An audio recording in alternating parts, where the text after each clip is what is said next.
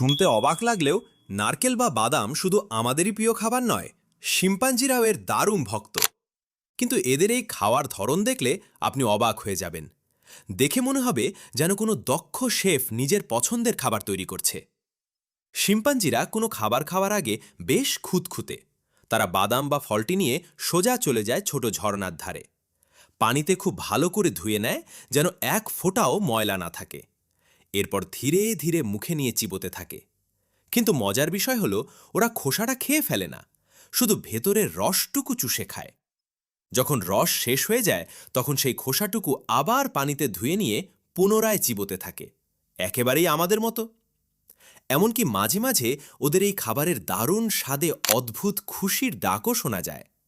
আর পাশে বসে থাকা ছোট শিম্পাঞ্জিটি খুব মনোযোগ দিয়ে এই পারিবারিক ঐতিহ্য শিখছে।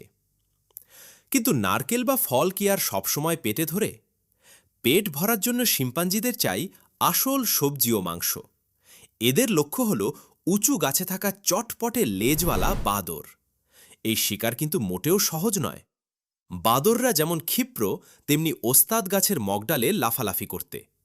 শিকার ধরতে শিম্পাঞ্জিরা এক অসামান্য রণকৌশল সাজায়। প্রথমে সর্দার শিম্পাঞ্জি পুরো এলাকাটা ভালো করে পর্যবেক্ষণ করে। তারপর শুরু হয় তাদের নিখুঁত পরিকল্পনা। কয়েকজন শিম্পাঞ্জি চট জলদি গাছে উঠে যায় বাদরদের ঘিরে ফেলার জন্য, আর কয়েকজন নিচে পাহারা দেয় যাতে কেউ পালাতে না পারে। এরপরই শুরু হয় আসল খেলা। তারা ডালে জোরে আছাড় মারে এবং ভয়ার্ত গর্জন ছাড়ে।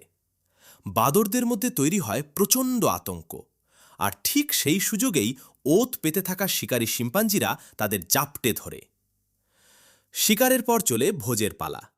শিম্পাঞ্জিদের এই মাংস খুবই প্রিয়, যা তাদের শরীর গঠনের জন্য প্রয়োজনীয় প্রোটিন যোগায়। ভোজের সময়ও তারা খুব পরিপাটি। এক টুকরো মাংস খাওয়ার পর মুখে দেয় এক টুকরো সবুজ পাতা, একদম পুষ্টির ভারসাম্য বজায় রেখে। আপনারা যারা এই ভিডিওটি দেখছেন, আমি নিশ্চিত আপনারা প্রাণীদের খুব ভালোবাসেন এবং তাদের প্রতিটি কষ্ট ও অনুভূতি বুঝতে পারেন। আপনারা যদি সত্যিই প্রাণীদের মনে প্রাণে ভালোবেসে থাকেন, তবে এখনই চ্যানেলটি সাবস্ক্রাইব করে কমেন্ট বক্সে একটি লাভ রিয়্যাক্ট দিয়ে আপনার ভালোবাসাটুকু প্রকাশ করুন।